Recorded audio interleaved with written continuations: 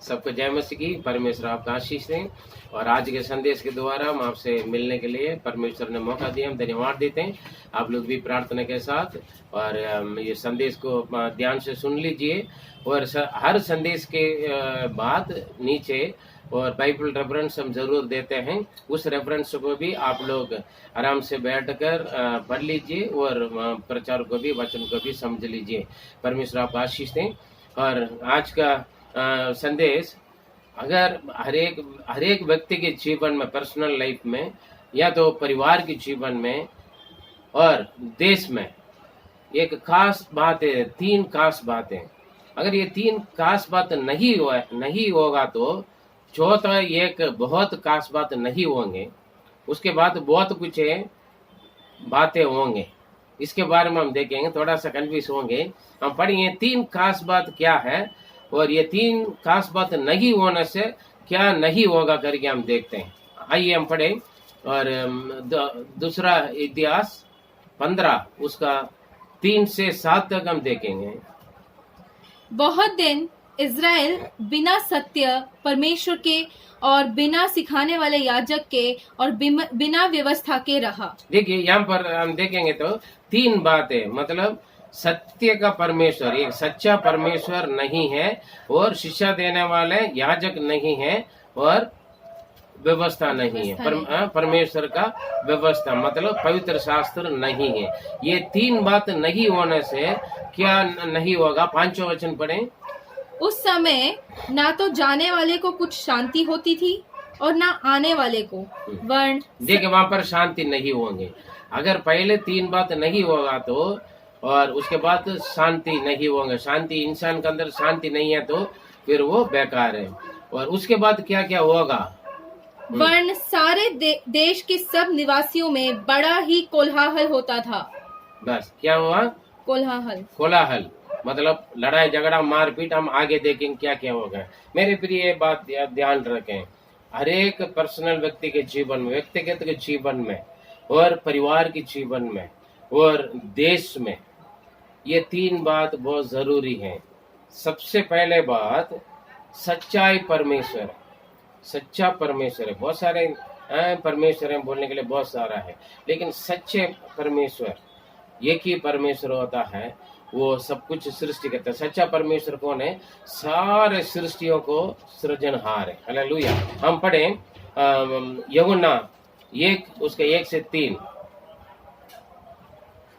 आदि में वचन था और वचन परमेश्वर के साथ था और वचन परमेश्वर था। यही आदि में परमेश्वर के साथ था।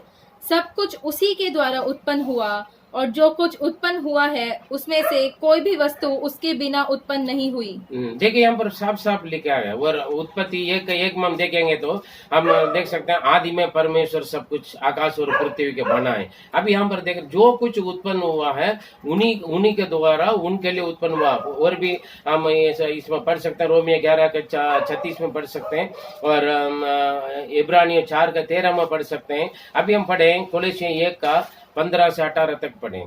सब कुछ, सारे सृष्टियां और क्या क्या।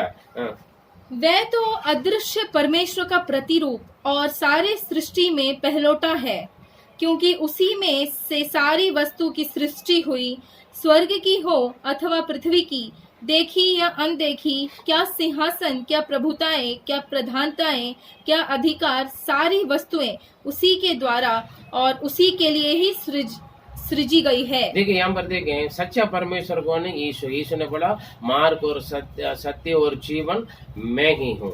यीशु ही परमेश्वर, सच्चा परमेश्वर है, क्योंकि उन्होंने सब कुछ बनाया। जो हम देखते हैं, जो हम नहीं देखते हैं, जो आकाशों में या पृथ्वी पर या समुद्र में, आकाश पृथ्वी समुद्र सब कुछ, उत्पत्ति का पहला अध्याय पर देखें तो सब कुछ उन्होंने सृष्टि किया। इसलिए सृष्टिकर्ता सच्चा परमेश्वर है। मेरे प्रिय, अगर एक व्यक्तिगत जीवन में, आपके जीवन में सच्चा परमेश्वर नहीं है तो आप इधर उधर सच्चाई को ढूंढते, आप डोलते डोलते आपका जीवन बेकार हो जाएगा। वो सच्चा परमेश्वर का आशीष या उनके चंगाई या छुटकारा या उद्धार या मुक्ति आप प्राप्त नहीं कर पाओगे।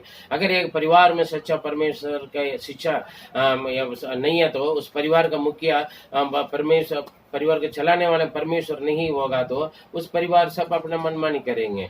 अगर एक देश में परमेश्वर, सच्चा परमेश्वर की स्तुति आराधना नहीं होगा तो और उस देश में बहुत सारी बीमारियां, परेशानियां, घटना, अकाल और महामारी आकर देश को बर्बाद हो जाएगा। इसलिए या व्यक्तिगत जीवन या परिवार के जीवन या देश के लिए हमें क्या चाहिए, और एक सच्चा परमेश्वर का जरूरत है। वो सच्चा परमेश्वर कौन है? प्रभु यीशु मसीह है। उसके बाद 15 का 3 में देखेंगे तो वहां पर शिक्षा देने वाला याजक नहीं है। मतलब परमेश्वर के बारे में, परमेश्वर की व्यवस्था, कानून, नियम के बारे में हमें शिक्षा देने वाला याजक का, ये मतलब उपदेशक का जरूरत है। हालेलुया। एक पादरी की जरूरत है। वहां पर पढ़ेंगे तो देखिए भजन संहिता 94:13 में, क्योंकि तू उसको विपत्ति के दिनों में उसे उस समय तक चैन देता रहता है जब तक दुष्टों के लिए गड्ढा नहीं खोदा जाता। 94:13। क्योंकि यहोवा अपनी प्रजा को ना तजेगा, वे अपने निज बाग को ना छोड़ेगा। यहाँ पर लिखा है शिक्षा देकर, संदेश के द्वारा शिक्षा देने वाला, मतलब शिक्षा देकर हे या क्या ही धन्य है वह पुरुष जिसको तू ताड़ना देता है और अपनी व्यवस्था सिखाता है। जो ताड़ना देता है और अपने व्यवस्था सिखाता है, वो मतलब याजक का काम यही है, जो हमें ताड़ना देकर हमें शिक्षा दिलाने वाले हैं। परमेश्वर के दास या दासी हैं, हमें परमेश्वर के वचन को हम स्ट्रिक्टली हमें सिखाने वाले हैं।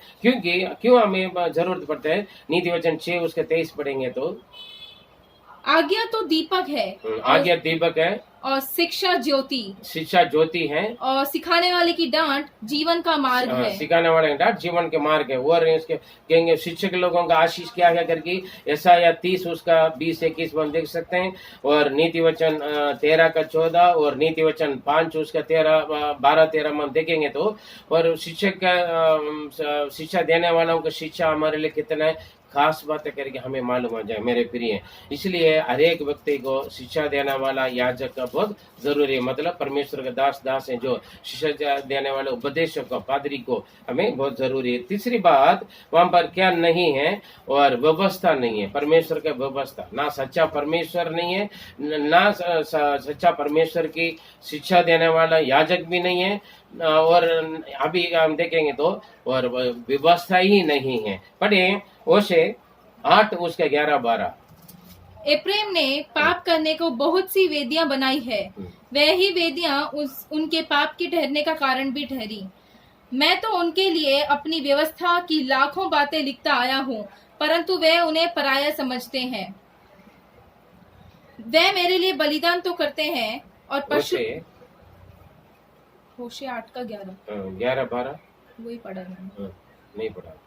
अदना एप्रेम ने पाप करने को बहुत सी वेदियां बनाई है। नहीं, ध्यान से तेरी ओशिया 11 और 12 और 13 जो अकाल में भेजूंगे, एक अकाल। वह मेरे लिए बलिदान तो करते हैं, पशु बलि भी करते हैं, परंतु उसका फल मांस ही है। वे आप ही उसे खाते हैं, परंतु यहोवा उनसे प्रसन्न नहीं होता। अब वे उनके अधर्म की सुधि लेकर उनके पाप का दंड देगा। वे मिस्र में लौट जाएंगे। नहीं, आपने सीखा।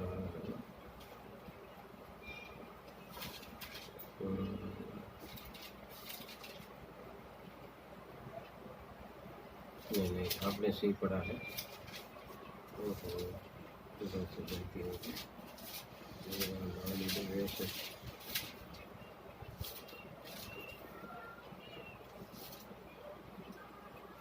नीति तो बोले बराबर रुकिए। हाँ सॉरी, आमोस। हाँ आमोस, उससे आगे योवेल के बाद आमोस 8 के 11-12।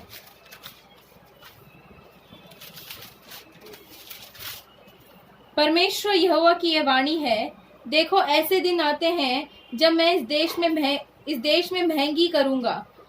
उसमें ना तो अन्न की भूख और ना पानी की प्यास होगी, परंतु यहोवा के वचनों को सुनने ही की भूख प्यास होगी। 12 लोग यहोवा के वचन की खोज में समुद्र से समुद्र तक और उत्तर से पूरब तक मारे मारे फिरेंगे, देखिए परंतु उसको ना वो पाएंगे। ना पाएंगे। देखिए यहाँ पर परमेश्वर देश में एक अकाल भेजूंगा, वो ना भोजन का ना पानी का, खाने पीने का नहीं, कौन सा हो, परमेश्वर का वचन नहीं मिलेगा करके। मेरे प्रिय, अभी भी हम लॉकडाउन में घर पे बैठे हुए हैं, वचन नहीं मिल रहे हैं, लेकिन हम इसलिए काफी लोग परमेश्वर के दास दासी क्या करते हैं और वचन रिकॉर्ड करके यूट्यूब के द्वारा या टीवी के द्वारा कहीं पर भी भेजते हैं, क्योंकि लोगों का वचन के अकाल ना पड़े। काफी लोग वचन को ध्यान से नहीं सुनते हैं। जब हम मैसेज संदेश देते हैं, लोग देखते भी नहीं, पढ़ते भी नहीं। हम हमेशा बोलते हैं वचनों को ध्यान से देखिए, सुनिए प्रचार को, और शेयर कीजिए, सब्सक्राइब कर लीजिए, और दूसरों को भी आप पहुंचा दिए, क्योंकि यहाँ पर एक बड़ा यहाँ पर देखिए व्यवस्था नहीं है, क्योंकि अकाल है। अगर एक देश में भोजन नहीं है तो बड़ी दिक्कत है। एक व्यक्ति के भोजन नहीं होगा तो, शरीर का भोजन नहीं है तो शरीर कमजोर हो जाएगा और लास्ट बीमार पड़ जाएगा, वो मर जाएगा। वैसे अगर व्यवस्था नहीं है तो एक व्यक्तिगत जीवन में, परिवार में या देश में है, और आत्मिक भोजन है, परमेश्वर का वचन आत्मिक भोजन है। आत्मिक का भोजन नहीं होता, अंदर का जो मनुष्य है ना वो कमजोर हो जाएगा। फिर जब परेशानी आते हैं, जब दुख समस्या, जब कुछ दुष्ट बुरी बातों से हम लड़ना होगा तो उस वक्त वो परेशानी हो जाएगा, ताकत नहीं मिलेगा। इसलिए जिस व्यक्ति के जीवन में सच्चा परमेश्वर नहीं है, या सच्चा शिक्षा देने वाला याजक नहीं है, या परमेश्वर का वचन यानी व्यवस्था नहीं है, तो वहां पर गड़बड़ है। वहां पर क्या नहीं होगा, हम 6 में हम पढ़ेंगे तो वहां पर शांति नहीं होंगे करके क्या है, ये 15 का 5 में हम पढ़ेंगे तो वहां पर शांति नहीं है। इसलिए वहां पर क्या हो गया, दूसरा इतिहास पढ़ेंगे तो अभी 15 का 5 में, उस समय ना तो जाने वाले को कुछ शांति होती थी और ना आने वाले को शांति नहीं है करके लिखा वहां पर। ये तीनों नहीं है तो ये चौथी बात नहीं होगा, शांति नहीं होगा, क्योंकि जो देश में रहने वालों का भी शांति नहीं है, देश से बाहर जाने वालों को भी ना, देश के अंदर आने वालों को भी। जिस देश में या परमेश्वर का क्या नाम है, सच्चा परमेश्वर नहीं है और शिक्षा देने वाला याजक नहीं है। काफी लोग देखे शिक्षा चर्च नहीं है ना, प्रार्थना भवन नहीं है, और सुसमाचार बांटने वाले प्रभु के दास दासियां नहीं है, और वचन सुसमाचार है ही नहीं, परमेश्वर के संदेश। उस देश में शांति नहीं मिलता है। वो पैसा धन दौलत की शांति हो सकता है, वो हमेशा के लिए नहीं होता है।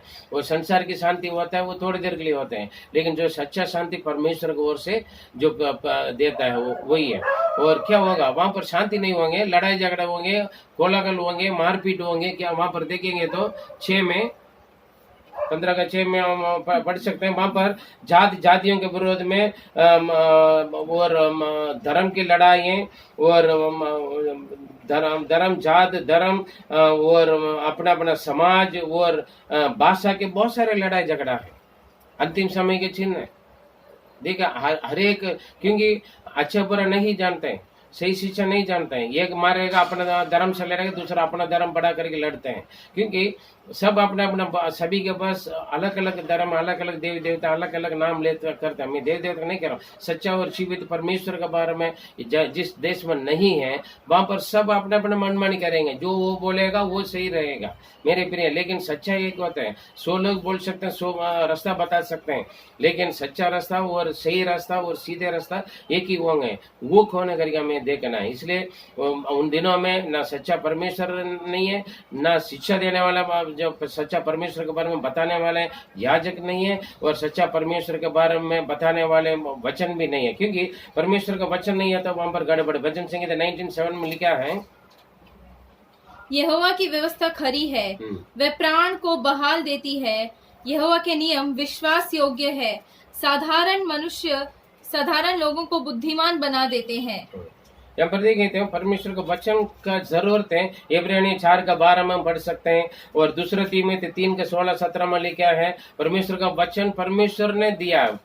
ये नहीं कुछ ईसाई लोग आकर वचन बांट रहे, वैसा नहीं, परमेश्वर ने दिया, जो सारे सृष्टि का मालिक है, सच्चा परमेश्वर। और याकूब 1:22 में भी वो लिखा, हम देख सकते हैं मेरे प्रिय। यहाँ पर परमेश्वर का वचन बहुत जरूरी है, और वचन केवल आम आदमी के लिए नहीं है, और ना केवल कलीसिया ईसाइयों के लिए नहीं है, ना परमेश्वर सारी परिवार के लिए, पूरा देश के लिए परमेश्वर के वचन की जरूरत। इसलिए लिखा है व्यवस्था विवरण में, एक देश का राजा याजक के पास जाकर और परमेश्वर के व्यवस्था का एक कॉपी लेकर आके उसको पढ़ के सुनकर तब शासन करने के लिए लिखा है। यहाँ पर पढ़े व्यवस्था विवरण 17 का 16 से 20 तक हम पढ़ेंगे। तो क्यों राजा का, देश की शासन करने वाला राजा का यहाँ पर परमेश्वर का वचन पढ़ने के लिए बोल रहे हैं। परमेश्वर खुद क्यों पढ़ना? आजकल क्या देश को चलाने वाला राजा लोग, चाहे क्रिश्चियन कंट्री है नॉन क्रिश्चियन कंट्री है,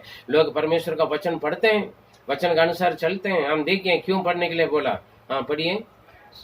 और वे बहुत घोड़े ना रखे और ना इस मनसा से अपनी प्रजा के लोगों को मिस्र में भेजें कि उसके पास बहुत से घोड़े हो जाए। देखिए ये देश के लोगों को राजा अपना धन दौलत को बढ़ाने के लिए और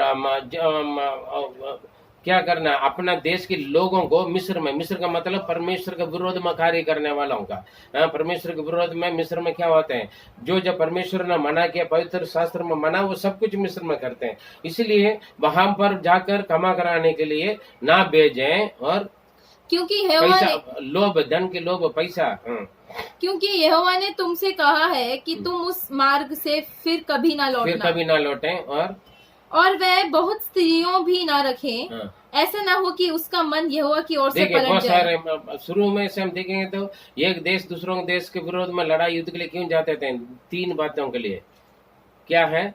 एक तो जमीन, मतलब देश को जीतना है, दूसरा स्त्रियों की इच्छा पर, और तीसरा धन दौलत, सोना चांदी की। इसलिए ये एक दूसरा देश को गुलामी बनाते थे, युद्ध करते थे, जीतते थे। जो जीत लिया था उसके सारे धन दौलत, वहां के स्त्रियां और वहां के उस जमीन, सारे सब कुछ उन्हीं का जीता हुआ राजा का अधीन में आ जाते हैं। यहाँ पर पढ़िए। ऐसा ना हो कि उसका मन यहोवा की ओर से पलट जाए और ना वे अपना सोना रूपा बहुत बढ़ाए। और सोना चांदी और ना बढ़ाए। और इसके बाद यहाँ पर क्या करते हैं लोग, उल्टे पुल्टे कर। आज भी देखें कई मंत्रियां जब पकड़ा जाता है, हजारों लाखों का बदौली होता है, करोड़, कई हजारों कई लाखों करोड़ करप्शन है, भ्रष्टाचार लेता है। क्यों? अपना पैसा कमाने के लिए। ऐसे लोगों का राजा मत बना। इसलिए राजा उस बंदा का बना, राजा पहले कैसे देश को चलाना करके परमेश्वर ने दिया हुआ, क्योंकि वो राजाओं का राजा, परमेश्वर ने दिया हुआ आगे व्यवस्था नियम को पहले पढ़ें, उसको पालन करें, और पालन करने वालों देश का राजा बने, ताकि देश कुशल से शांति से चले। पढ़िए, आगे पढ़े, मालूम होगा। और जब वे राजगद्दी पर विराजमान हो, तब इसी व्यवस्था की पुस्तक जो लेवीय याजकों के पास रहेगी, उसकी एक नकल अपने लिए कर ले, और वह उसे अपने पास रखे और अपने जीवन भर उसको पढ़ा करे, जिससे वह अपने परमेश्वर यहोवा का भय मानना और इस व्यवस्था और इन विधियों की सारी बातों को मानने में चौकसी करना सीखे। देखिए यहाँ पर लिखा है, वो कलीसिया में जाएं, परमेश्वर के दास के पास जाएं या किसी पास्टर के पास जाएं और एक बाइबल खरीद कर आए और राजा पढ़ें, बैठकर राजगद्दी में बैठकर पढ़ें, देश को मैं कैसे चलाऊं, देश को कैसे चलाना है। परमेश्वर सब कुछ दे रखा है, केस को कानून बनाना, कैसे नियम चलाएं, सब कुछ बना के रखा है। क्योंकि ज्यादा पैसा कमाने वाला नहीं, ज्यादा स्त्रियों का अपनाने वाला, ना धन दौलत सोना चांदी का अपना ना बनाए, देश को सही तरीका से चलाने के लिए, सीधे मार्ग पर चलाने के लिए वो सीखें करके लिखे हैं। कि आज के देश को चलाने वाले राजा लोग, मंत्री लोग, जो ऊंचे पदवी में बैठा हुआ अधिकारियां, क्या परमेश्वर का वचन को, व्यवस्था का नियम को पढ़ते हैं? उस पढ़ने वालों को मारने के लिए, बंद करने के लिए जाते हैं, नियम को तोड़ते हैं। मेरे प्रिय, इसलिए यहाँ पर लिखा है, उन दिनों में ना सच्चा परमेश्वर है, ना शिक्षा देने वाला याजक है, ना व्यवस्था। और उस देश कैसे रहेगा? उसमें शांति नहीं है, ना देश में रहने वालों का शांति, ना देश में आने वाला, ना जाने वाले का। और क्या हो गया, वहां पर आपस में अपने अपने जात धर्म का लड़ना शुरू कर लिया है, और मारपीट होने लगे, खोलागल हो गई, परेशानी हो गई। लेकिन परमेश्वर अपने लोगों का शांति देते हैं। दूसरा इतिहास 15 का 7 में लिखा है, तो अपने बच्चों को वो शांति देते हैं, हिम्मत दिलाते हैं। और 15 वचन में लिखा, तुम्हें शांति मिलेगा। पढ़ सकते थे, पढ़े 7 और 15। परंतु तुम लोग हियाव बांधो और तुम्हारे हाथ ढीले ना पड़े। देखो, तुम लोग प्रार्थना करते रहो, परमेश्वर अपने लोगों को बोल, तू अपना हाथ ढीला मत करो, परमेश्वर को और अपना मन और अपने हाथ उठाते रहे। अभी कोरोना में परमेश्वर के लोग, हर कलीसिया, हर परमेश्वर के दास दासियां प्रार्थना कर रहे हैं, हर देश में, हर देश के लिए करते हैं, अपने देश के लिए, हर देशों के लिए करते हैं, अपने गाँव के लिए, अपने रिश्तेदार परिवार के लिए नहीं, सबके लिए। प्रभु हमारे देश को बचाओ, पूरा दुनिया को बचाओ, क्योंकि परमेश्वर बोलते हैं देश में लड़ाई झगड़ा हो रहा है, कुछ भी हो रहे हैं, महामारी हो रहा है, लेकिन तुम प्रार्थना करो। हाँ, हाथ ढीला मत करो। लोग भूखा प्यास है, फास्टिंग रहकर प्रार्थना करते हैं, पर ये क्योंकि तुम्हारे काम का बदला मिलेगा। क्योंकि तुम्हारा काम का फल मिलेगा, बदला मिलेगा। 15 वचन पढ़े। ये शपथ खाकर सब यहूदी आनंदित हुए, क्योंकि उन्होंने अपने सारे परमेश्वर को ये शब्द सुनकर लोग खुश है। परमेश्वर के लोगों के लिए ये खुश है, परमेश्वर को ओर से कुछ वायदा मिला, प्रॉमिसमेंट मिला, प्रतिज्ञा के शब्द मिले जी। क्योंकि उन्होंने अपने सारे मन की शपथ खाई और बड़ी अभिलाषा से उसको ढूंढा, और वे उनको मिला, और यहोवा ने चारों ओर से उन्हें विश्राम दिया। देखिए, शांति मिला। जब परमेश्वर को खोजें, देश के प्रजा, देश के राजा, देश की शासन करने वाले अधिकारियां, मंत्रियां, सब परमेश्वर को खोजें मेरे प्रिय। ये कोरोना घटना भी और अकाल भी, बड़े और भी महामारियां, बहुत सारी विपत्तियां, सब दूर हो जाएगा, क्योंकि परमेश्वर ने आगे दे रखा है। सच्चा और जीवित परमेश्वर बोला, तू मेरा व्यवस्था को पढ़ो, उसको मानो, तब तुम और तेरा घराने, तेरा देश, तेरा परिवार, तेरा कलीसिया, सब कुछ कुशल रहेगा। ये परमेश्वर ने हमारे लिए दिया हुआ आज्ञा है, और इसमें हम जाति धर्म का ना देखें, हम अपना देश को चलाएं, सही तरीके से चलाएं, अपना परिवार को सही तरीके से चलाएं। हम अपने जीवन को, हर एक व्यक्तिगत के जीवन में, हर एक परिवार के जीवन में, हर एक कलीसिया में, हर एक देश में मेरे प्रिय, ये तीनों को बहुत जरूरी है। या तो शांति भी नहीं होंगे और उल्टा हो जाएगा। सच्चा परमेश्वर की जरूरत है, और शिक्षा देने वाले याजक की जरूरत है, और व्यवस्था की जरूरत है। या आपके जीवन में, आपके परिवार में, और आपके काम के जगह पर, आपके बिजनेस में, आपके फैक्ट्री में, जहां आप अधिकारी हैं, वहां जहां आपके हुक्म चलता है, वहां पर क्या आप व्यवस्था के अनुसार चल रहे हैं? तब आपके लिए शांति है मेरे प्रिय। आप अपने आप का सोच के देख लीजिए, क्या मैं सच्चा और जीवित परमेश्वर के पीछे में चला जा रहा हूँ, जिन्होंने मुझे भी और सब कुछ सृष्टि किया, और मेरे लिए एक अच्छा अगुवा है, जो परमेश्वर के दास, जो मुझे शिक्षा, परमेश्वर की व्यवस्था से शिक्षा देते हैं। और तीसरी बात, व्यवस्था को आप अपनाइए। क्या आपके घर पर पवित्र शास्त्र है? आजकल काफी मसीह लोगों के पास भी बाइबल नहीं है। परिवार में 4-5 लोग होंगे, एक बाइबल रख के पढ़ते हैं। बाकी गाड़ियां, हर एक लिए एक गाड़ी होगा, जो कोई भी हो, अलग अलग कमरे होंगे सबके लिए, अलग अलग फोन होंगे सबके पास, लेकिन बाइबल कितना एक ही होगा। हर एक व्यक्ति के लिए एक एक बाइबल होना है। भाई, बच्चे जन्म होते हैं, बाइबल खरीद लीजिए, सब कुछ खरीदते हैं। बच्चे जन्म होने से पहले भी कुछ कुछ हम विश्वास के साथ खरीद के रखते हैं। पवित्र शास्त्र का खरीद के रख के, पवित्र शास्त्र की शिक्षा दे दीजिए। होमवर्क किया, ये खाया, वो पिया करके हम पूछते हैं। बाइबल पढ़ा, प्रार्थना किया करके अपने बच्चों को आप पूछ लीजिए, शिक्षा दे दीजिए, और पवित्र शास्त्र की खासियत को आप बताइए। माँ बाप पहले पवित्र शास्त्र को पढ़े, व्यवस्था के अनुसार चले। ये तीनों नहीं है तो परिवार के जीवन, या व्यक्तिगत के जीवन, या देश की हालत भी बेकार, बुरा हो जाएगा मेरे प्रिय। सावधान रहिए, अपने आप को सोचें। परमेश्वर आपको आशीष दें। आइए हम प्रार्थना करें। पवित्र पिता, में धन्यवाद देता हूँ, उन दिनों में भी, इन दिनों में भी, जहाँ सच्चा परमेश्वर नहीं है, और जहाँ शिक्षा देने वाला याजक नहीं है, जहाँ व्यवस्था, परमेश्वर की व्यवस्था नहीं है, वहाँ गड़बड़े प्रभु। चाहे वो परिवार हो, देश हो, कलीसिया हो, या व्यक्तिगत के जीवन। एक परिवार के चलाने वाले व्यक्ति को, परिवार के मुखिया को, या कलीसिया के मुखिया को, या देश को चलाने वाले राजा को, या शासन करने वाले मंत्रियों को, ये तीनों बहुत जरूरी हैं प्रभु।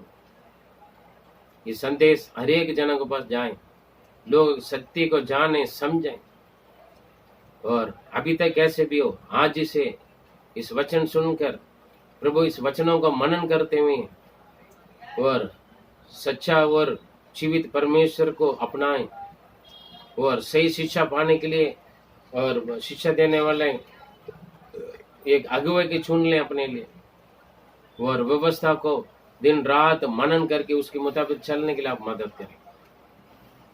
और आज का वचन आ रहा है कि जीवन में कार्य करें प्रभु। हमारे पूरे देश में आपकी आशीष, चंगाई, शांति बने रहे। आपने कहा मैं अपने शांति देता हूँ, जैसे संसार देते वैसे नहीं। यूहन्ना 14:27 के अनुसार की शांति आपके बच्चों का, हमारे देश में, हमारे परिवार में, हमारे कलीसिया में पूरे होने के लिए आप सहायता करें, मदद करें। प्रार्थना सुना, धन्यवाद देते हैं। जो यीशु मसीह के मधुर नाम से जीवित परमेश्वर, आमीन आमीन। मेरे प्रिय, जो प्रचार के बाद दिया हुआ रेफरेंस को, बाइबल की वचनों को आप अच्छी तरह मनन कर लीजिए, सोच लीजिए। हो सकता है कुछ कुछ बात आपका गुस्सा दिला रहे होंगे, नाराज हो रहे होंगे, लेकिन कृपा करके आप उसके बारे में सोच लीजिए, मनन कर लीजिए, परमेश्वर से प्रार्थना कीजिए। प्रभु आपका अगुवाई करेगा, पवित्र आत्मा आपको मदद करेगा। God bless you. आमीन। बाय।